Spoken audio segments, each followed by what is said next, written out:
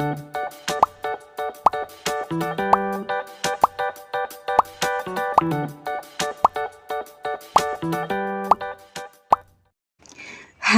Assalamualaikum. Selamat datang di Nawasana Channel. Hari ini saya akan melanjutkan membacakan novel yang berjudul Terpaksa Menikahi Bad Boy, bab 116.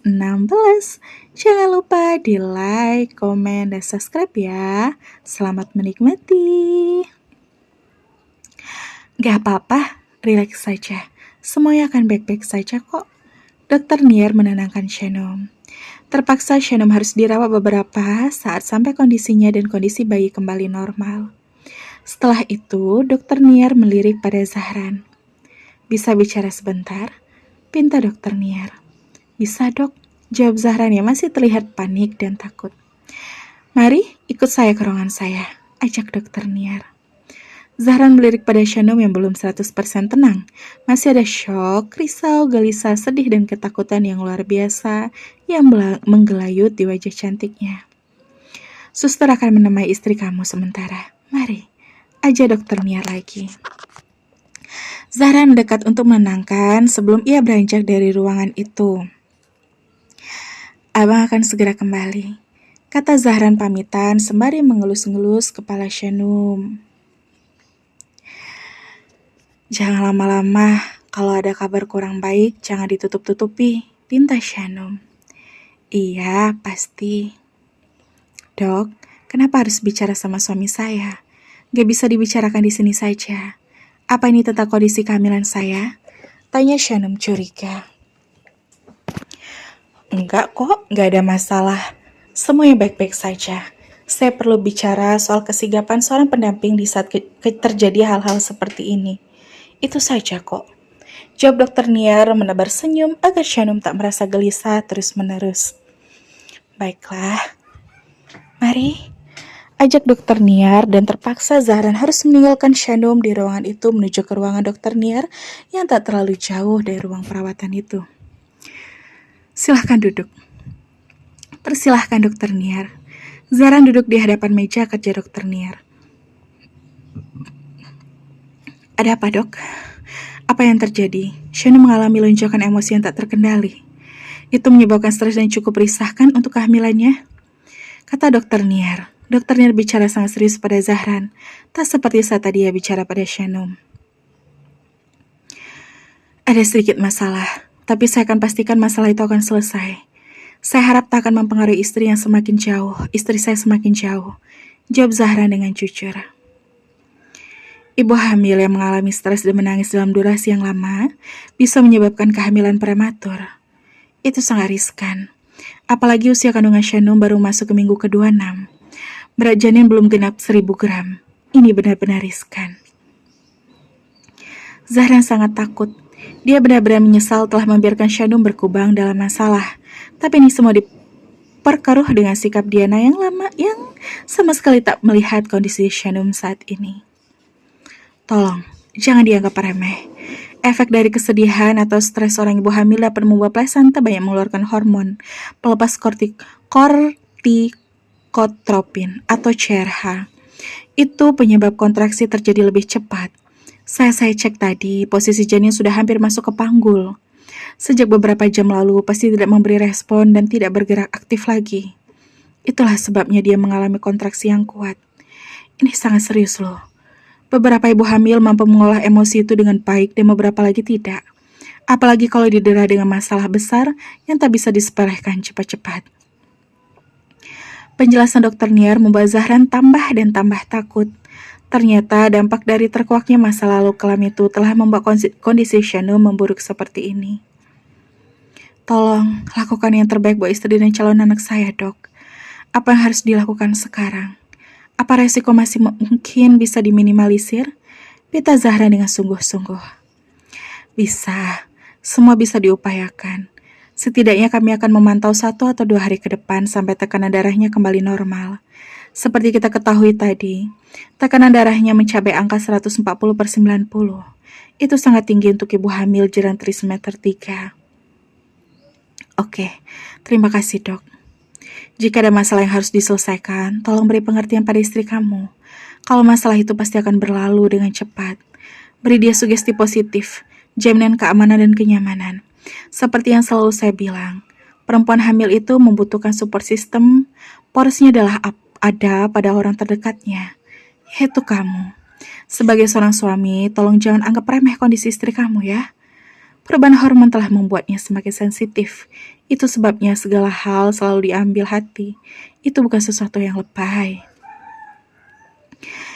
Ya, Zahran mengerti. Apalagi Shanum tengah menghadapi badai besar di dalam kehidupannya. Badai itu bahkan membuat banyak orang ikut syok tak percaya. Selesai bicara empat mata dengan Dokter Niar, Zahran segera kembali ke ruangan Shanum. Kebetulan dia bertemu Dharma dan Yayu yang berjalan mencari-cari ruangan Shanum. Mereka datang dengan wajah panik. Itu Nak Zahran, tunjuk Dharma saat melihat Zahran. Zahran segera mempercepat langkahnya. Ada apa dengan Shanum? Gimana kabarnya sekarang? Ruangannya di mana? Tanya Yayu dengan sederet pertanyaan. Zahran tak lekas menjawab, dia memberi salam pada kodenya terlebih dahulu. Pagi tadi dia mengalami kontraksi. Dokter bilang itu disebabkan karena stres dan lonjakan emosi yang tak terkendali. Tapi semua akan baik-baik saja. Dharma dan Yayu mengerti tanpa bertanya lagi. Mereka yakin kalau Shanum terguncang gara-gara terungkapnya rahasia itu. Sudah ibu duga, itu terlalu berat buat dia terima. Apalagi kalau di dalam kondisi saat ini, kata Yayu penuh sesal. Terus gimana sekarang? Tanya Dharma pada Zahran. Sudah lebih tenang, resiko sudah bisa ditekan. Sekarang Shanum sudah lebih tenang tapi tekanan darahnya masih tinggi. Masih butuh pantauan dan perawatan intensif dari tim dokter. Jawab Zahran. Insya Allah semua akan baik-baik saja. Insya Allah Shanum dan calon anak kalian akan sehat walafiat sampai nanti waktu persalinan yang tepat. Hadap Dharma walau dia juga dihantui dengan rasa takut dan cemas. Amin ya rabbal alamin, saut Zahran cepat-cepat. Ruangannya di mana? Kami diperbolehkan untuk besuk kan? Tanya Yayu. Tentu saja boleh. Kebetulan saya harus pergi keluar sebentar. Saya mau titip Shanum pada bapak dan ibu. Gak akan lama kok. Secepatnya saya akan kembali, kata Zahran. Iya, selesaikan saja dulu urusan kamu. Serahkan saja Shanum pada kami, kata Dharma. Terima kasih Pak, silahkan sebelah sini.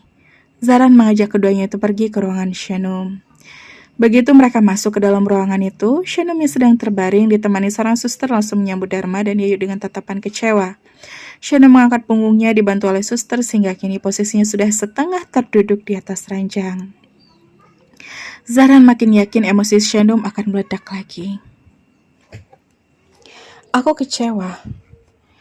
Andai aku tahu ini semua lebih dulu, sedini mungkin pasti sakitnya gak akan seperti ini. Ucap Shanum sambil menahan tangis lagi dan lagi. Maafkan kami Shanum, maafkan bapak, maafkan ibu, maafkan kami. Lirih Dharma lalu berjalan mendekat tepat ke sisi kanan ranjang. Ingat loh, Mam, relax, inhale, exhale. Karena saat Mom sedih, si kecil dalam perut juga ikut sedih loh. Terima semua masalah dengan pikiran terbuka ya, Mam, kata suster mencoba mengingatkan. Shanum memejamkan mata beberapa saat dan membayangkan apa yang terjadi dengan janin di dalam perutnya. Baiklah, Shanum mengatur ulang nafasnya dan mencoba melepaskan semua rasa kecewa itu. Benar kata Suster Num. Tetap tenang ya istighfar. Mari kita ambil hikmah dari setiap kejadian. Mau itu baik atau buruk. Demi kamu dan calon anak kamu. Kata Yayu dengan bijak lalu mengelus-ngelus punggung Shanum. Shanum pun dia mencoba menahan emosinya. Dia tak bicara untuk protes lagi. Maafkan bapak sama ibu. Maaf ya Num.